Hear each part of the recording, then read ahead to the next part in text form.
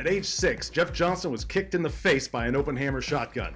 Some say the incident stunted his growth, but one thing's for sure, the crack of that old gun got Jeff hooked on shooting.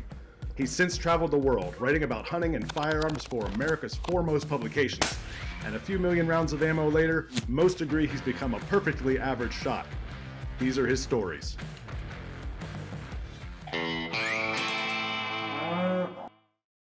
Hey folks, today I want to talk about shotguns, specifically defensive shotguns, and how to mitigate their massive recoil. I believe a shotgun set up properly is probably the best weapon for home defense, everything considered, but I also believe that it's not the best weapon if you can't shoot it or handle it well. And the biggest factor for not being able to shoot or handle a shotgun well is lack of practice. And the reason people don't practice with shotguns is because they're no freaking fun to shoot. They literally beat the hell out of you. Take, for example, a .223 and AR-15. That .223 round with an average 7.5 pound rifle puts about 3 foot-pounds of force on your shoulder. That's free recoil force, give or take. But 3 pounds is nothing. You could literally hold that gun stock up to your nose and it wouldn't hurt you. A shotgun, on the other hand, loaded with a full power load, depending on gun weight and everything, can kick as much as an elephant gun. For example, I have a .416 Rigby over here. This thing, with a 400 grain slug and a good 8.5 pound rifle, puts about 55 foot-pounds of recoil energy on your shoulder. But guess what? I've got a 12 gauge shotgun loaded with a 2.25 ounce turkey load that puts more than that. It's 60-63 range, where if you're not used to the shotgun or ready for it or inexperienced or not holding it properly, it can literally crush your collarbone. Of course, that turkey load is on the extreme end. Take the average buckshot round. Recoils about 25 to 30 foot-pounds of free recoil force. Again, an AR-15 is around 3. A .308 rifle is around 17, and that's the reason why people don't use .308 rifles so much. We all know that they're more powerful, they do much more damage, they kill things faster, but because they're not that fun to shoot, people lean towards .223s. 30-06, about 23, but again, a shotgun, it's putting 25 to 30, it can hurt you. So people don't practice with them, therefore they hate shotguns, they're not that good of shooters, and that's why they don't end up using them. But there are several things that we can do to mitigate recoil, and I'm gonna list them for you and then demonstrate. First though, academically, recoil is a combination of 3 things. It is the payload of your shell, meaning how much ejecta, shot, powder, wad, is going out. Of course, the shot comprises most of that weight. The second thing is how much powder, or the velocity at which it shoots that payload out. It's because, of course, Newton's third law of motion states for every action you'll have an equal and opposite reaction. Well, thank God we have the third factor of the recoil equation, the shotgun's weight, to mitigate that recoil energy, or else you would be feeling just as much energy as the target does. So that third factor is shotgun weight. It plays a huge factor. So number one, anything you can do to make your shotgun heavier within reason. Of course, you don't want to be lugging around a 10 or 12 pound shotgun, but you also don't want a super lightweight if you're concerned about recoil. 8 pounds is a pretty good average, but anything you can do. The sling makes a difference. This sight that I have on, the rail, the side saddle shells that I have on, the light, even the full magazine, that gun really goes up in weight. Some companies make recoil reducers, which that's a fancy name for some weight. Some of them are actually mercury filled, but one company I know, Stoger, I just tested one of their guns. They just send about a pound cylindrical piece of steel that you screw into the stock, and that pound weight reduces recoil. So that's another way to increase your gun weight without trashing it up with a bunch of stuff. Number 2, proper shooting technique. You've probably seen smaller women shooting 3-gun competitions with full power shotguns, and it looks like they're almost shooting blanks. That's because their technique is so good. If you don't have the proper technique and you are caught leaning back with your head off the stock, the shotgun will own your ass. You really have to be aggressive and really lean forward, get into the shotgun. Make sure you have 4 good points of contact. meaning your support hand, your trigger hand, your cheek, and your shoulder, and really lean forward and drive the shotgun in with most of your weight forward. We'll talk about that some more, but proper shotgun technique is huge. Number 3, of course, the shotgun's action type is a huge factor. Single shots kick the hell out of you. Pump guns have no mitigating value, even though plenty of people prefer pump guns for their reliability. But of course, semi-automatics have the most inherent recoil mitigation. That's because some of the gas and some of the natural movement of those springs offsets and counteracts some of those recoil forces. But of course, not all semi-automatics are created equal. The Benelli, which is a supremely reliable gun in its inertia action, it doesn't use that gas to cycle the action, so it definitely kicks less than a pump, but more in general than plenty of gas-operated guns. One of my favorite guns for pure recoil reduction is this relatively new VersaMax from Remington. Now this gun is got pretty good weight. It's got other recoil mitigating devices that I'll talk about, but its action is a pure gas action. So not only is some of that gas redirected to where it's not all coming back at your shoulder, what this does, it also lengthens the recoil impulse to where the felt recoil isn't as bad. And this is a really tough topic to prove, and it's really tough to see in physics. But think of it this way. This gun, weighing what it weighs, using a shell that it weighs, it's academic that it will kick to a certain poundage. Maybe that's 30, let's say. But then if you cushion it with this recoil pad, and you stretch some of that recoil impulse out over a longer time, it won't all hit you at one time like a kick. It'll be more like a push. And so while that's difficult to measure, because calculations would have that free recoil energy at the same, it feels different. It feels lighter on your shoulder, and it's hard to prove, but it's very real. And so that's the difference between free recoil and felt or perceived recoil.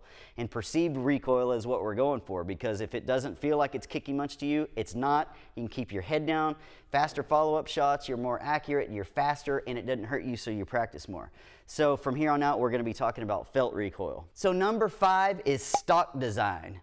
The English designed shotgun stocks several hundred years ago, and they perfected them to fit the body perfectly. Now, what's crazy is that shotguns, of course, are mass manufactured, and they're typically made for a person who's about 5 feet 10 inches tall with average length limbs. If you are 5'8" or below, or about 6 foot or above, this shotgun is probably not going to fit you perfectly. Now, if you practice enough, you can get used to it and you can be just fine. I've adapted to them. Plenty of taller people have too, but stock design is a huge deal. The English designed stocks so they would have enough drop to where you could look right down the rib of the barrel, so you'd be on target, but then your face would be perfectly on that gun, not over it, leaving you susceptible to recoil, and not to where the stock would come up and hit you, but perfectly aligned.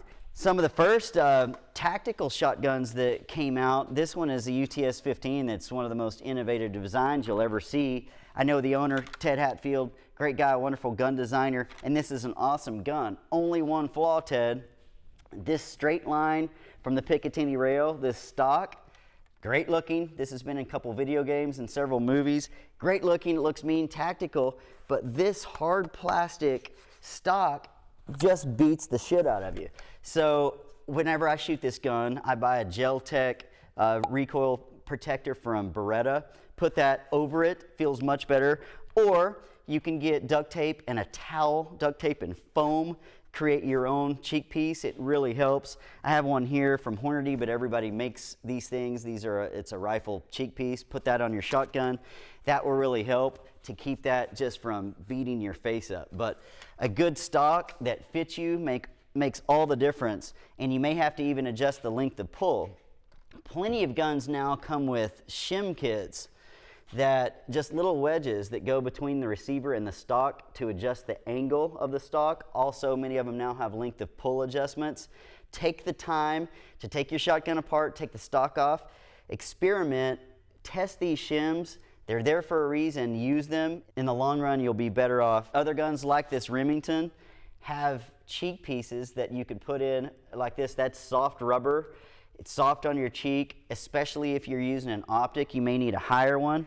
With this one, I can pop that cheek piece out that's flush, but if I was using an optic on this gun, I would want the raised cheek piece, also called a comb. That's super cushy material. Next is mechanical means. Several companies, including Benelli, have spent hundreds of thousands, if not millions of dollars, developing mechanical means of reducing recoil. Benelli actually has its ComfortTech stock system, now it's ComfortTech 2, that actually has a type of a leaf spring under its comb that actually gives a little bit. Then it covers that with a really spongy cheek piece that's almost like a pillow. Imagine getting punched by Floyd Mayweather. Would you rather take a shot to the chin, your bare chin, or would you rather have a pillow over your chin? That's essentially what a soft, springy cheek piece and a soft, springy recoil pad does. So if your shotgun does not have a quality recoil pad, by all means put one on there. That's the biggest thing you can do immediately and cheaply to mitigate recoil. Other mechanical means, we all know muzzle brakes do wonders for reducing the recoil of rifles. There are muzzle brakes for shotguns. This one screws into your choke tube. Carlson's makes a good one. They can reduce recoil up to about 10%. Of course, they make the gun a little bit louder, but recoil is a big deal and they do help. Finally, the load makes all the difference in the world. When people talk about buckshot, sometimes they act like, just give me some buckshot. But there is buckshot and then there is buckshot. There are low recoil buckshot loads, and that's great, but again, back to Newton's third law, if it's not giving as much recoil to you, it's also not giving nearly as much energy to whoever or whatever you're shooting. And a shotgun's benefit is that it's providing a lot of power downrange, and if you're going to reduce that with a low recoil load, I don't know, a part of me says, why are you using a shotgun? Low recoil loads also don't function as reliably in semi-autos. So you have to keep that in mind. Now, this load by Winchester is a 9-pellet 00 buck. Its payload, 9 pellets at 1450 feet per second. This is a pretty average load. In fact, a lot of buckshot loads have 12 pellets. 1450, that's pretty high velocity. The average is probably 1300. But this is about average. This won't kick the crap out of you, but you'll definitely know you shot it, and whatever you're shooting at is definitely going to know. On the other hand, a hunting load, this Barnes Expander slug, 3/4 ounce projectile, which was pretty light, but it does have a sabot that adds some weight. But this thing is 1900 feet per second, and so it will kick the crap out of you. Now the theory is here, for a deer, you're only going to be shooting, hopefully once, so you can handle that recoil. It's not like you're going to have to get back on target or really fighting with the gun. So, and then of course you have the low recoil load, so it runs the whole gambit. I really like average, if not slightly higher than average, buckshot and slug loads. I feel like I can take that recoil, and I really like that power downrange, because regardless of what people say that haven't gone downrange or haven't hunted a lot of things just don't die very easily with the 223, and it's a really bigger topic, but the energy just isn't there. Our troops overseas talk about having to shoot people a whole lot of times. Well, try that with the 308. You generally have to shoot something, a 300-pound pig once. It dies. Same thing with the shotgun if you're using those full power loads. Things just die if you put big projectiles going fast in something's vitals.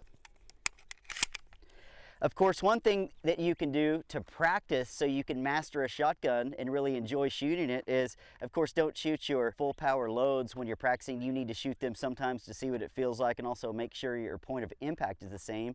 But get some target loads, man. Shoot these 7.5 target loads. Most of them will function just fine. That's why I shoot the 7.5 target loads.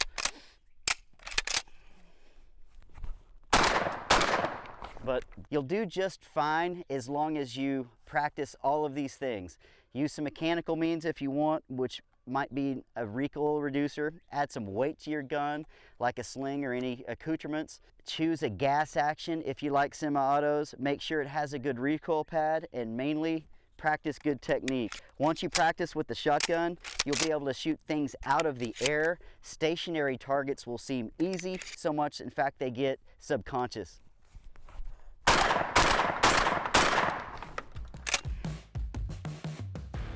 I'm Jeff Johnston, that's no BS.